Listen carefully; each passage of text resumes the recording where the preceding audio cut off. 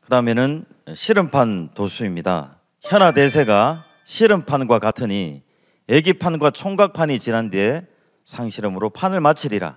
천지개벽시대 어찌 전쟁이 없으리요. 앞으로 천지전쟁이 있느니라. 이제 내가 큰 화를 작은 화로서 막아 다스리고 조화 성경을 열려하노라 하는 말씀을 하셨습니다. 상제님께서는 세 차례 다섯 신선이 한반도를 둘러싸고 바둑두는 이 대결 과정을 생장성 삼변 원리에 따라 애기판, 총각판, 상실험의 실험판으로 비유를 하셨습니다. 그래서 한반도는 바둑판인 동시에 실험판이고, 이 세원공사는 한반도를 중심으로 해서 전쟁이 일어나면서 인류의 20세기 역사가 흘러오게 됩니다. 그리고 세원에서 전쟁 도수는 선천세상에서 쌓여온 온갖 원한의 살기가 한꺼번에 돌발적으로 터져나와서 우주가 진멸의 위기에 빠지지 않도록 단계적으로 그 원한을 해소시켜 나가는 과정입니다.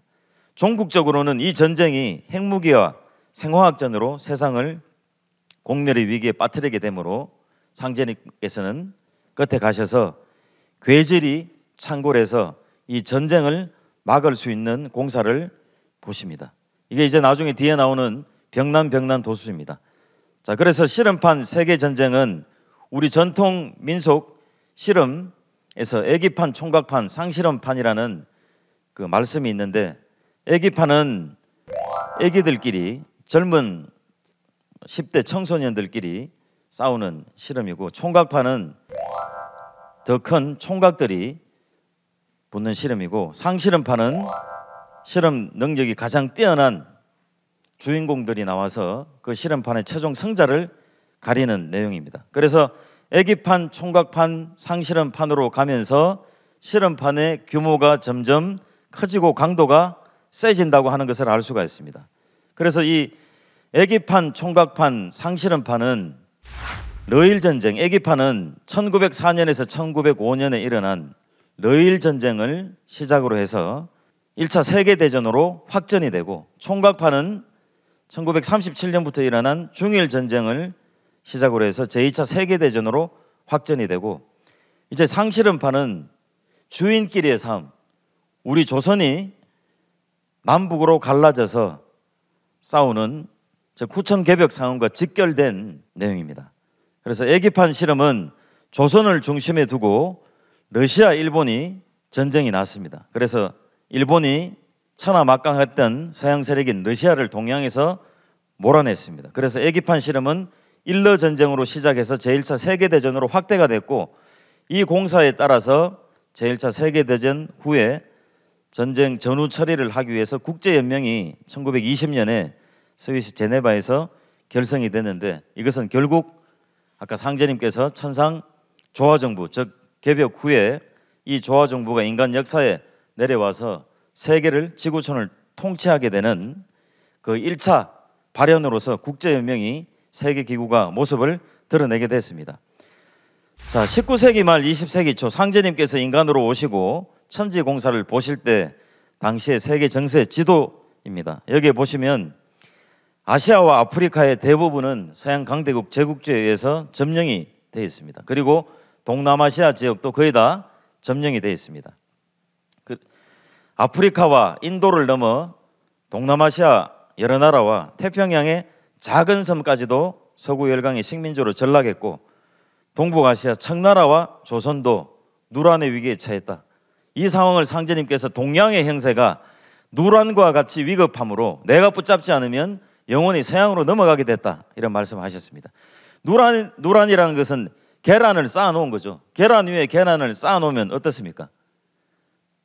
금방 떨어지죠. 그래서 아주 위급한 상황이라는 말씀입니다. 그래서 상제님께서 이 애기판 실험은 동양의 일본을 내세워서 서양 열강을 동양에서 물리치는 공사인데, 러시아와 일본, 러시아가 얼지 않는 항구, 부동항 확보를 위해서 동북아시아 쪽에서 세력을 넓혀왔지만, 일본도 그 당시에 한국과 그 다음에 중국을 지배하겠다는 동양제패 전략이 있기 때문에 이것이 충돌하게 되고, 러시아의 남하를 경계하던 영국이 일본과 동맹을 맺고 프랑스가 러시아와 동맹을 맺게 됩니다. 자, 그래서 이 당시에 이제 일러 전쟁이 일어났을 때 유럽 챔피언 러시아, 아시아 챔피언 일본이라는 풍자화를 그렸는데 보시기에도 일본은 아주 왜소합니다. 그래서 러시아가 이 당시에 일본의 10배 국가 예산력과 세계 최대 규모의 군대, 그리고 그 당시 세계 최강의 해양 발틱 함대를 보유하고 있었기 때문에 세상 사람들이 상식적으로 봐도 일본이 러시아와 전쟁을 해서 절대 이길 수 없다라고 전부 다 이야기를 하던 상황이었습니다. 상제님께서 이제 일러 전쟁 공사를 보시면서 이제 만일 서양 사람의 세력을 물리치지 않으면 동양은 영원히 서양에 짓밟히게 되리라. 그래서 이 일본 사람을 천재 큰 일꾼으로 내세워 일본을 도와 러시아를 물리치려 하노라 하시면서 그 당시 전주 남고산 망경대 가셔가지고 49일 동남풍 공사를 행하셔서 일본이 러시아를 이기는 기적과 같은 일이 역사 속에서 일어나도록 공사를 보셨습니다. 그 당시 일러 전쟁에서 전쟁을 승리로 이끈 아키야마 중장이 꿈을 꿨습니다. 전쟁은 5월 27일 1905년 5월 27일 날 일어났는데 사흘 전인 5월 24일 러시아의 발틱 함대가 두 줄로서 대한해협 쪽으로 천천히 오는 꿈을 꿨답니다. 그것도 한 번이 아니라 두 번 아주 분명한 꿈을 꾸고 나서 이것이 하늘에서 우리들에게 일본이 러시아를 이기라는 계시구나 하는 것을 자기가 깨달았다고 합니다. 그래서 일본은 대한해협에서 러시아 함대가 오는 것을 미리 준비하고 있다가 러시아 함대를 격침시키게 됩니다. 그래서 5월 27일 날 해전 당일 동남풍이 불어서 전략을 유리하게 전개했다고 당시 상황을 정언을 했습니다. 그래서 일본에서는 이 동남풍을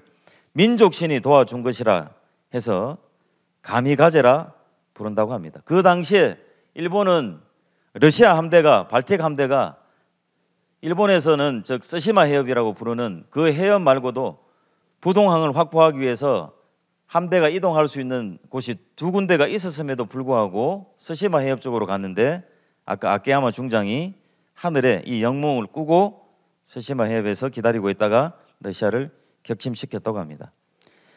그래서 영국의 역사학자 니얼 퍼거슨이 지은 정오의 세계라는 책을 보면 1904년 일본이 동양에 대한 유럽의 지배에 처음으로 효과적인 타격을 한 것을 시작으로 유럽 제국들은 몰락했으며 아시아 열강은 극적으로 부활했고 이는 1500년대 이후 4세기 동안 무너졌던 동서양의 균형이 회복되기 시작한 것이며 세계가 새로운 방향으로 나가는 것이라는 이야기를 했습니다. 짜르의 마지막 함대라는 이 책에 보면 1905년 5월 27일 즉 일본이 러시아 함대를 물리친 날이죠. 유럽 중심의 현대 세계는 막을 내렸다. 그래서 역사상 최초로 아시아 국가가 유럽 열강을 패퇴시켰다고 일러 전쟁에 대해서 이야기를 하고 있습니다. 자, 그래서 이 러시아가 동북아시아 쪽에서 세력을 뻗치려고 하다가 일본에 패배를 하고 다시 유럽 쪽으로 건너가서 러시아 슬라브주의와 그 다음에 독일을 오스트리아를 중심으로 한 게르만주의가 이렇게 대립을 하게 되면서 삼국 협상, 삼국 동맹이 일어났는데 자, 그 당시에 그 보스니아를 방문한 오스트리아 황태자 페르디난트 대공과 부인 소피아가 세르비아 청년에게 암살되는 사건이 일어납니다. 이것을 계기로 해서 전 유럽이 3일 만에 세계대전의 상황으로 돌입을 하게 됩니다. 자, 그런데 이 황태자가 죽게 되는 이 사건은 기묘한 불운이 만든 암살 사건이라고 합니다. 그 당시에 세르비아 청년단들이 황태자를 죽이려고 2번 시도를 했으나 수류탄이 빗나가지고 황태자의 수행은 이 부상을 했다고 합니다. 그러면 첫 번째, 두 번째 세르비아 청년단들이 암살을 시도했는데 실패를 했으면 이 황태자가 자기를 암살을 하려고 하는구나, 위험하다 해서 그 자리를 벗어나야 함에도 불구하고 자기 때문에 다친 부상자 위문을 고집해서 병원으로 향하던 중에 운전기사가 길을 잘못 들어서 방향을 바꾸려고 할 때 때마침 테러 기회를 잃고 방황하던 그 세르비아의 흑수단 요원 프린치프가 거기에서 맞닥뜨려서 황태자 부부는 저격을 당하고 말았다고 합니다. 그래서 이 프린치프가 잡혀서 수사를 받으면서 이런 말을 했다고 합니다. 쏴야 할 것인가 쏘지 말아야 할 것인가 고민을 하고 있을 때 어떤 이상한 감정이 나를 황태자에게 다가서게 만들었습니다. 심지어 내가 있던 보도에서 내려서게 만들었어요. 내가 총을 쏜 사람이 누구인지도 알지 못했다는 거죠. 심지어 내가 누군가에게 총을 쏘았는지 쏘지 않았는지도 알지 못했다고 한 것입니다. 무언가 자신의 100% 의지가 아니라 알 수 없는 힘에 이끌려서 황태자를 쏘게 됐고 황태자가 죽고 나서 1차 세계대전이 발발했다는 내용이죠. 자, 그 당시에 영국 숙상 로이드 조지가 그 당시 유럽의 정치 요직에 있던 사람 가운데 누구 한 사람도 전쟁을 원치 않았다. 그들은 전쟁의 늪에 미끄러져 떨어진 것이고 전쟁의 돌부리에 처해서 비틀거린 것이다 라는 이야기를 하고 있습니다. 그래서 많은 역사학자들이 제1차 세계대전은 상식으로는 납득이 가지 않는 미스테리와 해프닝의 연속 끝에 발발한 기묘한 전쟁이었다고 지적하는데 상제님께서는 이 천지공사에서 이런 말씀을 해주고 계십니다. 1차 세계대전을 일으킨 배우가 누구냐? 아까 우리가 이신사라는 진리 구성의 3요소에 대해서 한번 알아봤습니다.